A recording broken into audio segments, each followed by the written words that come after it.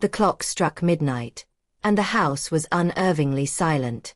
Except for the faint creaks of the wooden floorboards and the occasional whistle of wind through the old, cracked window panes, everything seemed still. But to Mira, the quiet was suffocating, as though the house itself was holding its breath. She tiptoed through the hallway, her bare feet barely making a sound on the cold tiles. The dim hallway light flickered, casting eerie shadows on the faded wallpaper. It wasn't her house, not really. She was only here because of her mother's insistence.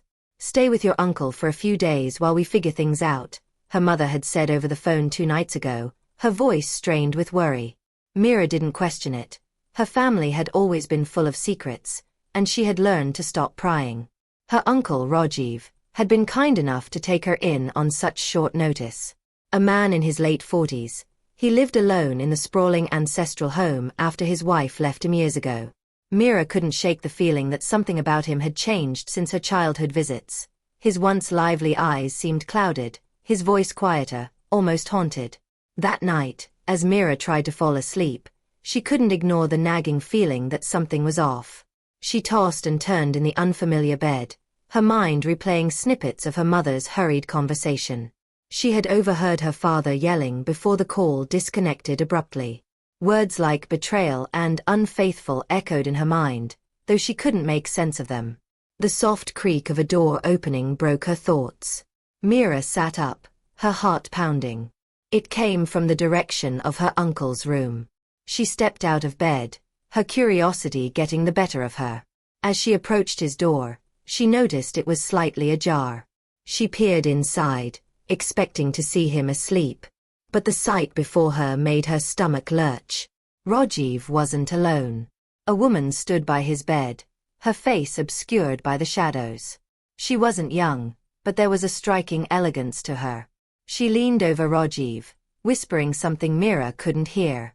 His face was pale, his body motionless.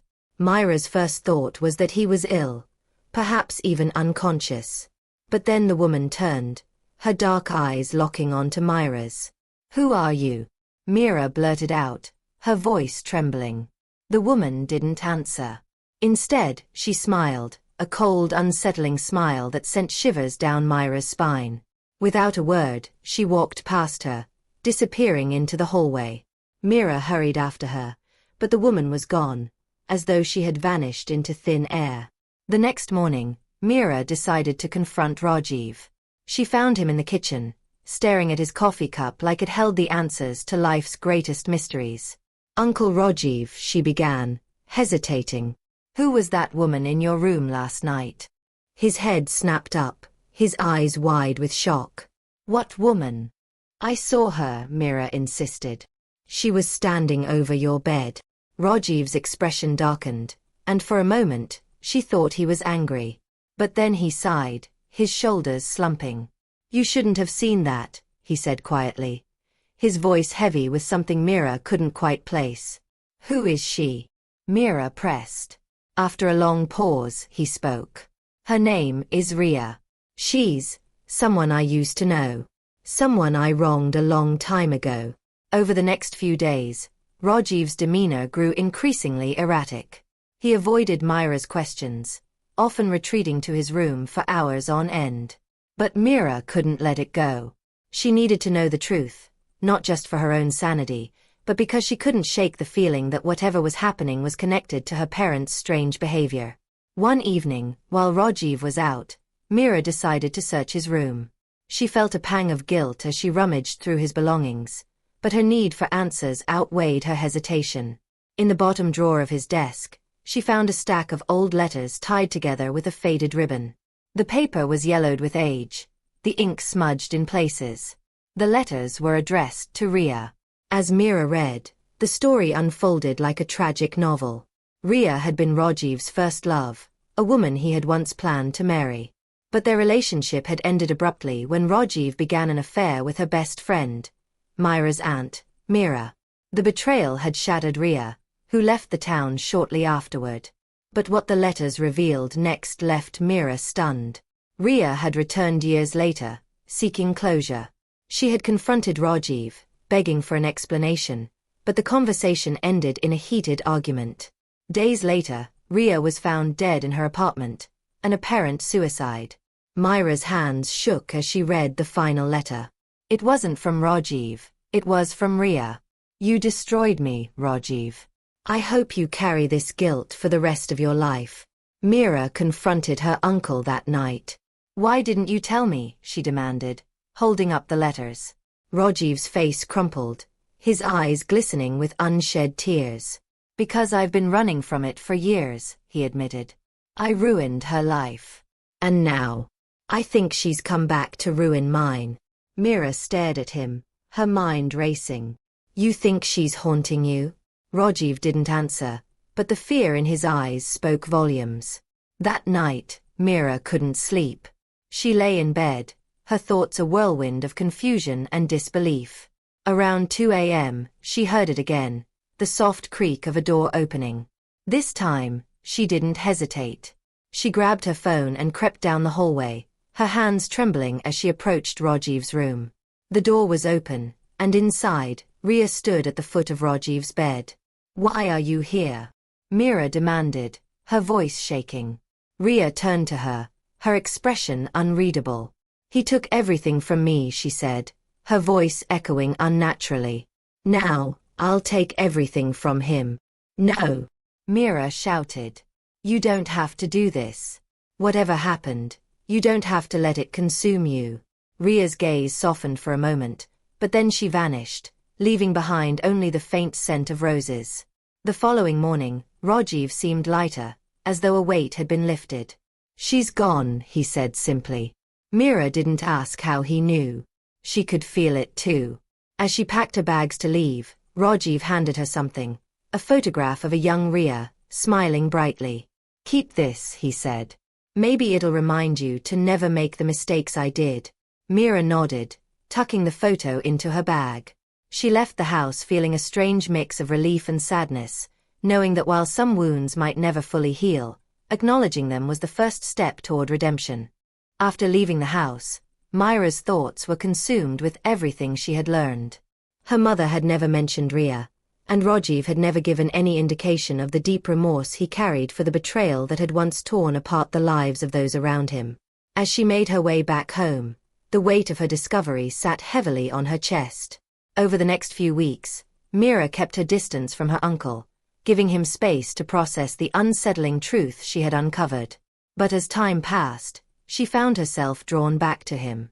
There was a deep ache within her, a yearning to understand not just Rhea's tragic end but the underlying darkness that had haunted Rajiv for so many years. One Sunday, Mira decided to visit him again, hoping to offer some kind of closure. Rajiv greeted her at the door, his expression weary but softened by the passage of time. He looked older somehow, more fragile, like someone who had aged a decade overnight. Are you okay? Mira asked, her voice quieter than usual. Rajiv sighed, running a hand through his graying hair. I don't know, Mira. I don't know if I ever will be. They sat together in his dimly lit living room, a comfortable silence between them. Mira noticed how the house seemed to have changed since the night of her discovery.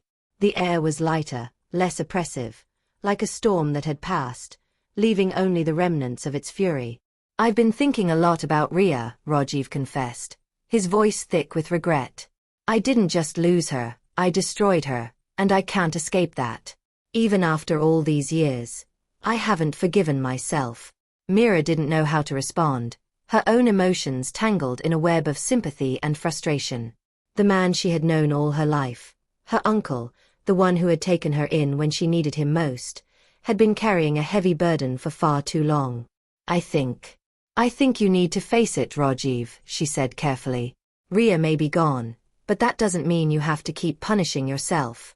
He met her gaze, his eyes searching hers, like he was trying to find something he had lost. I'm afraid it's too late for that, he whispered. As the days turned into weeks, Mira's connection to the past began to feel more like a presence than a memory. Her sleep became restless, haunted by fleeting images of Rhea, her dark eyes, her cold smile, her voice echoing in the silence of the night. But it wasn't just in her dreams. Sometimes, she would catch glimpses of her in the reflection of the mirror, standing behind her, always just out of reach. The photographs of Rhea Rajiv had given her seemed to hold a strange power, drawing her attention whenever she looked at them. She couldn't shake the feeling that Rhea's presence wasn't just an echo, it was a warning. Mira reached out to Rajiv once more. She needed answers, closure, anything to put her mind at ease. She called him late one evening, the tension in her voice unmistakable. "Uncle, something is happening. I keep seeing her. I see Rhea. It's like she's following me." On the other end of the line, Rajiv was silent for a long time before speaking, his voice barely audible.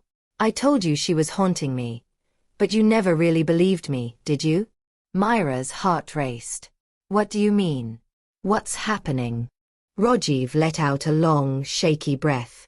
"When Rhea died, part of me died too.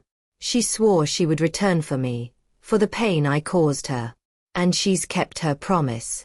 Mira's breath caught in her throat. "What does that mean for me? For us?" Rajiv's voice broke, the years of guilt coming to the surface. "It means, Mira, that Rhea will never leave us. She's not just a ghost. She's a part of the destruction I caused. And I don't think either of us can ever be free from it." Mira felt as though the ground beneath her was crumbling. The line between the living and the dead seemed to blur more each day, and her uncle's words hung in the air like a heavy fog. But she couldn't accept that there was no way out, that they were both doomed to live in the shadow of a past mistake forever. She decided to take matters into her own hands. Determined to end the cycle of guilt and haunting, she researched everything she could find on spiritual unrest and unresolved pasts. Her search led her to a woman named Rhea, an expert in ancestral healing and closure. Rhea's small apartment was tucked away on a quiet street, far from the bustling city. The moment Mira stepped inside, she felt an eerie stillness, as though the room was suspended between worlds. Rhea welcomed her with a calm smile, her dark eyes filled with a quiet understanding. Mira didn't waste time with pleasantries. "I need help. There's a spirit, a woman who won't leave my uncle, and now she's following me. Her name is Rhea." Rhea nodded slowly. "Rhea's spirit is tied to your uncle's guilt, but there's more to it than that. You both have a responsibility to her, one that has been left unfulfilled. You cannot escape her until the balance is restored." Mira's head spun with confusion. "How do we do that?" Rhea's voice softened. "You must face the truth, your uncle and you. Rhea can only rest if she is acknowledged, if she knows that her pain was heard, that it wasn't in vain." Mira returned home that evening, her mind a whirlwind of doubt and hope. She knew that confronting Rhea's memory was the only way to bring peace, but she had no idea if she was ready. When she entered Rajiv's house, he was sitting in his living room, a bottle of whiskey in hand. His gaze was distant, lost in thought. "I think it's time," Mira said, her voice steady. Rajiv looked up, as though seeing her for the first time in days. "Time for what?" "To face Rhea," Mira replied. "We need to let her go." Rajiv stood, his hands trembling. "I don't know if I can." "You don't have to do it alone," Mira said softly. "We'll do it together." The two of them sat together in the living room that night, as the clock ticked on, each lost in their own thoughts. But for the first time in years, Mira felt a sense of calm. She had taken the first step toward healing. Whatever Rhea's spirit demanded, whatever darkness remained, Mira and Rajiv would face it together. And in the end, they would both have to live with the truth, the pain, and the consequences of their past choices. Only then would they be free. The days that followed their decision to confront Rhea's memory were filled with a heavy silence. Mira couldn't escape the sensation that the walls of Rajiv's house were watching them, as if even the building itself was holding its breath in anticipation of what was to come. There was no turning back now. They had to face what had haunted them both for years. Rajiv had agreed to perform a ritual, a way to bring closure to the pain that had festered in the house for so long. With Priya's guidance, they gathered the items they needed: candles, incense, and a photograph of Rhea that Mira had kept since their last encounter. But Mira wasn't sure if they could truly erase the years of guilt and anger that lingered in the air they set up in Rajiv's room, the one place where Rhea's spirit seemed to linger the most. It was as if her essence had woven itself into the fabric of the room. The faint scent of roses still clung to the air, and the shadows felt deeper, darker than anywhere else in the house. Rajiv sat on the edge of the bed, his hands clasped tightly together. Mira could see the strain in his eyes, the deep regret that had never quite left him. She wondered how long it had taken him to reach this point, how many years of carrying the burden of his choice.